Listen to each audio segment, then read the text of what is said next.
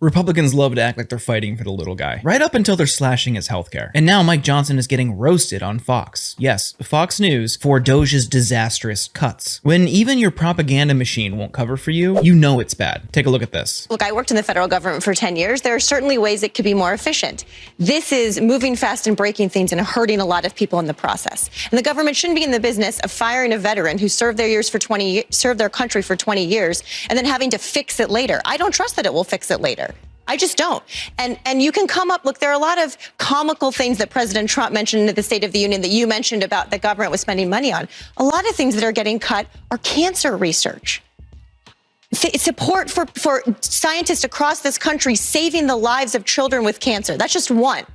So we can talk about cuts, but doing it this way hurts Americans. It's irresponsible. And quite frankly, that's why you see not just paid protesters, with all due respect, some constituents in Republican districts who are coming to these town halls and saying, I'm a veteran. I lost my job. I have come to work every day. How can you? And Elon Musk makes millions of dollars every day from the American government. And you're firing these people. Man, how bad is it when Fox News is pressing you? But Mike Johnson isn't just screwing over everyday Americans. They're going after 9/11 first responders, a group of people that politically have been sacrosanct, but they are not having it. Any 9/11 responder come forward. Oh, nice. Yeah, good. Look at these nice people. All you guys come forward. That's what cancer looks like. That's what COPD looks like. That's what pulmonary fibrosis looks like. That's what severe respiratory illnesses look like. That's what post-traumatic looks like.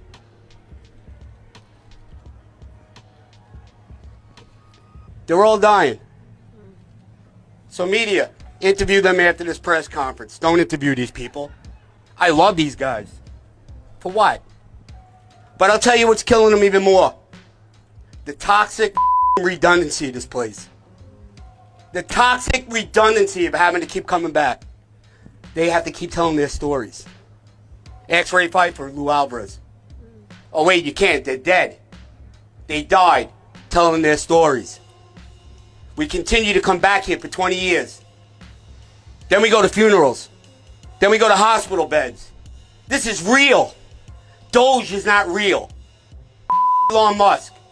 Let me just say what everybody else is thinking. Doge isn't real. This is real.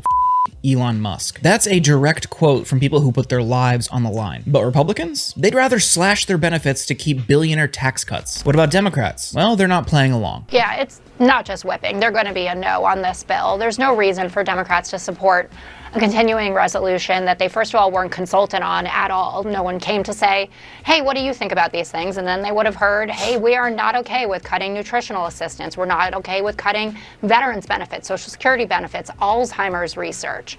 So there's no reason that Democrats should bail out the Republicans. We've been hearing since the election that this is the largest mandate in American history. So prove it. And Guy may very well be right that Speaker Johnson can get this over the hurdle. And then they have a whole year to figure out how to govern, how to get their spending bill through that's going to cut, what, $880 billion from Medicaid. So time will tell on that, but we're not here to bail them out. Yes, Republicans can't govern, and they want Democrats to clean up their mess. And Democrats are doing a good job messaging that this is the Republican shutdown. It's all their fault. Republicans control the House, Republicans control the Senate, and they, of course, control the White House.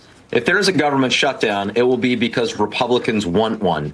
That's number one. Number two, we are already in a government shutdown, or at least a partial government shutdown. That's the case of the Consumer Financial Protection Bureau. That's the case at USAID. That's the case for researchers right here in Philadelphia who have been relying on NIH grants in order to research cancer. All of that has immediately dried up thanks to the illegal actions of this administration led by Elon Musk. So my position is exactly the same as Leader Jeffries and my colleague Rosa DeLauro and my other Democratic colleagues.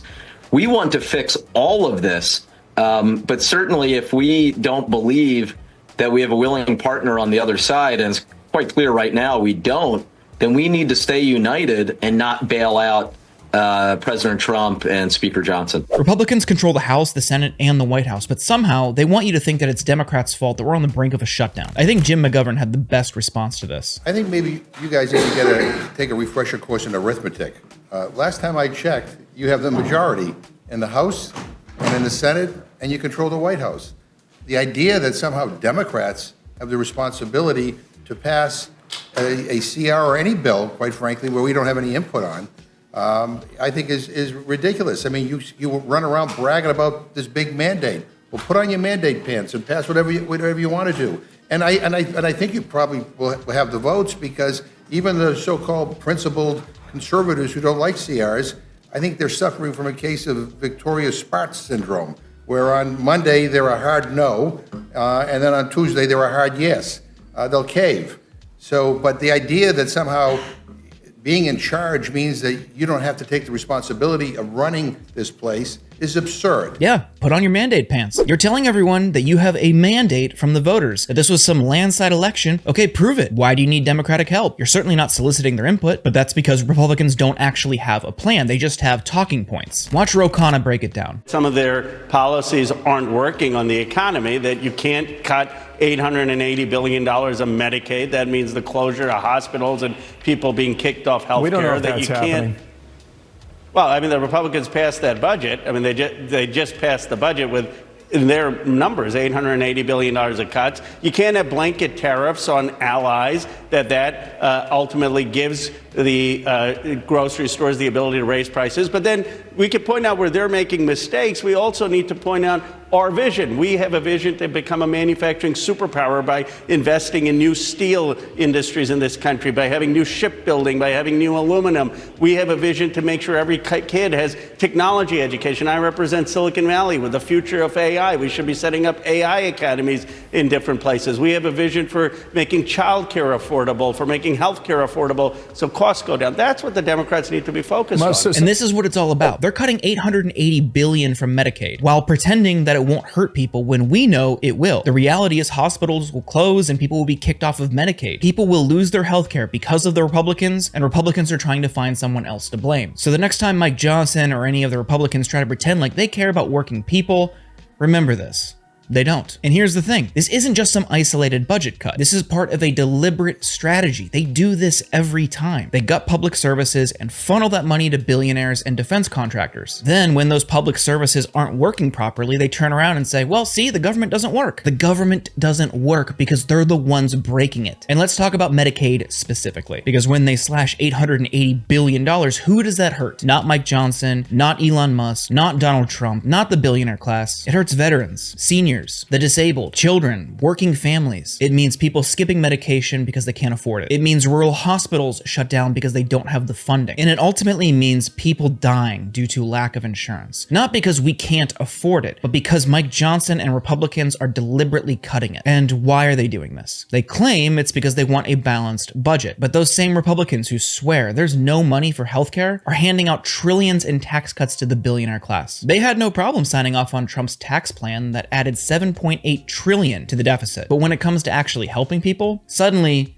we're in a spending crisis. Funny how that works. And one of the more cynical plays here is that Republicans love to pretend to be the party supporting the troops. If they actually gave a damn about veterans, they wouldn't be cutting the VA and cutting off benefits for 9/11 first responders. Benefits that they had to fight for, mind you. But they know that despite the occasional pushback on Fox, the broader right-wing media ecosystem will continue to obfuscate the reality. They'll introduce some culture war distraction when those cuts actually start hurting people. Because those people aren't served the truth, they're served propaganda. And here's the good thing. Some people are waking up. That's why Mike Johnson is getting grilled on Fox News. That's why 9/11 first responders are speaking out, why veterans are upset, and why even some conservative voters are realizing that their entire movement is built on lies. And when the next election rolls around, if we have one, they're going to have to make a decision. Do you want to continue down this road and keep getting screwed over by these Republican elites? Or do you want to fight back? Because Mike Johnson and congressional Republicans are making it crystal clear. They're not there to help you. They're there to help themselves. And if you don't believe me, just look at their policies. They're not even trying to hide it.